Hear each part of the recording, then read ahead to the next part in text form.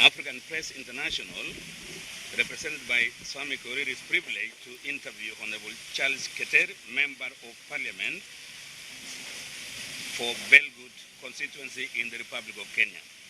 Honourable Member, you have accompanied Honourable William Ruto, Henry Koske, and Joshua Sang to the ICC confirmation of charges hearings. Can you tell us why?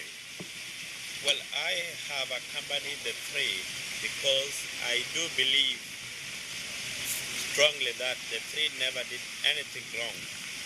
We always thought the International Criminal Court will rise above the national court in terms of their investigative mechanism because we believe that they have technology, they have the resources, and they have everything more than our Kenyan courts. But to our surprise, or to my surprise, they have gone by the hearsay. All along, we thought they will come with the incriminating evidence, but they have gone by hearsay. If you see the statements which have But now you are going into the case. First, the reasons of you accompanying him, you are leaving the people of your constituency, and you are coming to stay with Ruto when he's fighting his case. We believe Ruto is a leader on his own.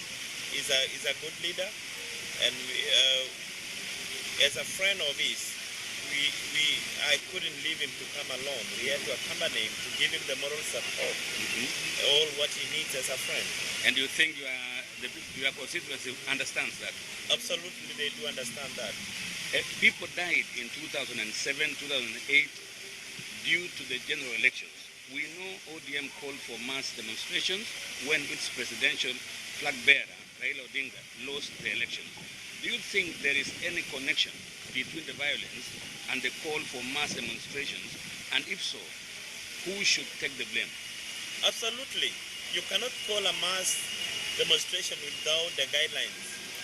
As a result of the mass demonstration, we saw the loss of property, we saw the loss of life, because other people took the advantage. Because when you call for mass action and you are not guiding the people on where to go, it was kind of a spontaneous thing across the country because people came out in wherever they were. I read a story today. Somebody was making a good point, saying, or rather questioning, did Raila call for mass action, or he called for mass action but adding the word peaceful? Well, when you say mass action and peaceful, what are the parameters? How are you monitoring? How are you telling your supporters on what to do? Have you trained them? You cannot run away by saying I call for a mass action but peaceful, and yet property was destroyed. You are not there. We go to another point. You have supported William Ruto's views that is seen to be opposed to Prime Minister Raila Odinga's ways of doing things. You were an assistant minister and lost that position.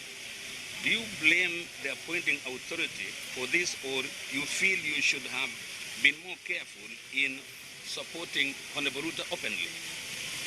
My support to Honourable Ruto is in terms of the principle. I supported him as a leader. I saw him as somebody who can deliver Kenya to the next dispensation. Therefore, my loss of the position is not as a result of whether I was defeated on my work. I did my work very well, but it is because of the. So you have no regrets? I have no regrets whatsoever, because I was never sacked because of incompetence. I was sacked because of divergent views with the Prime Minister. Because when people were kicked out of Mao, those are some of the reasons we raised. And as a result, the Prime Minister couldn't withstand. So, there were chaos and deaths all over Kenya, even areas where there are no Kalenjins. Why do you think Ruto, Koske, and Sang, for example, have been picked to stand accused? To me, it's political. There is nothing else. Because even if you see the areas they have been picked, it's only few areas in Nandi. There were violence across the country. Even in where I come from, Kericho, there were violence. You couldn't even leave home. Everywhere was blocked. So when you pick 2 people or 3 people and say those are the people with the highest... Do you think he may have been picked because somebody somewhere knew he might want to stand for president. Absolutely, that is it. Was because you say there were chaos other places, Kalenjin areas. They would have picked you as an assistant minister from the other side. Exactly. You really think they would have picked Ruta, and that these are the two, Koske and Sang, are just being brought in? They're being sacrificial lambs. The perpetrators are free, roaming around Kenya. There are people who call for mass action. William was never among the people who called for mass action. William was busy at KICC. William went to Serena. So at no time did he call for mass action himself. When you sit and listen to the arguments in court, do you think the prosecutor is seeking justice genuinely for the victims, or that he has been misled to persecute Ruto and Koske and Sang? Oh, the prosecutor is following a political angle. There is nothing concrete on the evidence he has produced in court. It's only relying on the statements which you have said. Those are the people who are coached. Those are the people who are bribed to make this judgment. Yes. You know William Ruto well. Do you think he participated in any way in the project at any level? And the project, I mean the project to commit crimes as claimed by Mr. Ocampo. Oh, absolutely not. He didn't. Honourable Keter, do you think Ruto stands a chance to become Kenya's next president? And if so, can you tell us why? Well, he stands a great chance, because if you see William Ruto, the ministries where he has been, he has performed extremely good. When he was in the Ministry of Agriculture, he did extremely good. When he moved to the higher education, he did extremely good. So given a chance to be the president, I believe he can do better than what he has done before. If the confirmation charges hearing goes against the suspects, what do you think may happen in Kenya? Do you, for example, think it may ignite new violence in the country?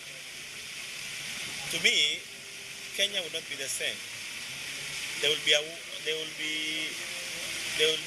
people will be in pain because they know very well the three have not. I seem to hear you saying there will be war or something. I'm not saying there will be war, but I'm saying it will be very hard for people to heal that in their hearts. It will remain a wound. Honourable Ruto was part of the Serena Hotel peace talks that resulted in creation of the coalition government. And as thanks, we now see he has lost his ministerial position. What is your take on that? Well, Ruto lost his ministerial position not because he was defeated by work, as I said earlier on. He lost because of not being a sycophant, not being a stooge, not being a choir master of Raila Odinga. We know now the elections are coming. It's only next year. The G7 alliance that has been formed, do you think it will last? And can you also say something about their willingness or not to field one candidate as presidential flag bearer? For me, they will last, because all of them they have common interest. That of bringing the whole country together. I read. And therefore, they will be born to make sacrifices as the time comes near. Because as for now, they will have to struggle each one to consolidate the support across the country. But as time gets nearer to the election, they will definitely sit down and compromise. I read today in the Kenya media, they were writing that the G7 will have problems because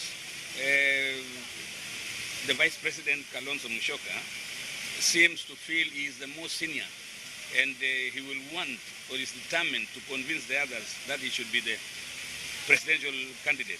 For me, there is no seniority in politics. It is how you can deliver this country, how you can rule.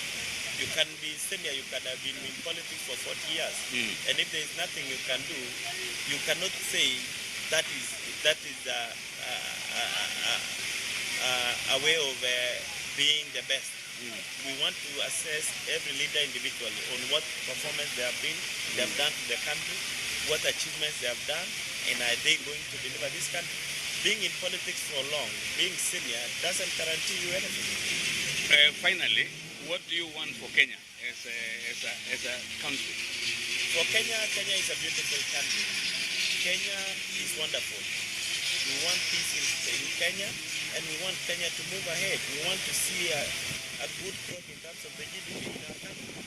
I'm thinking of, for example, investment, because we know Kenya lost a lot after the violence, tourism and all that. We want to call upon the investors that the violence was only for a short period. Things are normal now, and we invite all the investors to come to Kenya, a wonderful country, to come and invest. We have, in terms of flowers, we grow a lot of flowers, we grow tea, and we export a lot of flowers and tea and other fresh produce. So we want to ask for the investors to come. They should not fear that there is no peace. There is peace. We've seen violence even in UK. Does it mean that there is fire in UK now? No. Actually, now that you brought that point, and yet we were winding up, it calls for another question. Like when we were in court, I heard the lawyer of Mr. Ruto saying Kenya is not Somalia. What do you put into that? Of course, Kenya is not Somalia. We have had the rule of law. There is peace in the country. There is law and order. It's like any other country in the world where there is law and order. They can have ups and downs. Like Britain, there is law and order. But the other day, what did we see? Chaos. But now there is peace. I have to ask you a question, being a member of parliament, because if I don't ask about taxes, my viewers will wonder why, because that has been the recent debate and it's very, very hot. I think it is good to clear it very well that when I joined politics, I signed an agreement between the Kenya National Assembly, that my employer is the Kenya National Assembly. I have never been paying taxes directly to the Kenya Revenue Authority. It is on the payroll. Whatever they calculate, they remit the balance to me. So when people say we are not paying taxes, we have been paying taxes. If there is an additional on the emoluments, it is my employer to do that and pay. So there have been negotiations between Parliament and Kenya Revenue Authority. As I am talking to you now, I have never received a letter from Kenya Revenue Authority saying that I owe them some money in terms of taxes. They have written to my employer. It's like any other employee in the world. If today you are employed to work for Shell company, Shell pays you the net taxes they pay to the government. They cannot pay you and then you remit the taxes to the government. So what then? What do you say to the fact that when this thing blew up, then your Prime Minister, your Vice President, we saw they were being accompanied by the media to go and pay their taxes immediately in millions. I think they were playing... Was it guilt or...? No, they were playing to the gallery. They were playing to the public that they are very good people, that they are paying the taxes. They had not received any letter. Thank you, Honourable Keter, for according us your time for this interview to the benefit of our international audience. Thank you so much.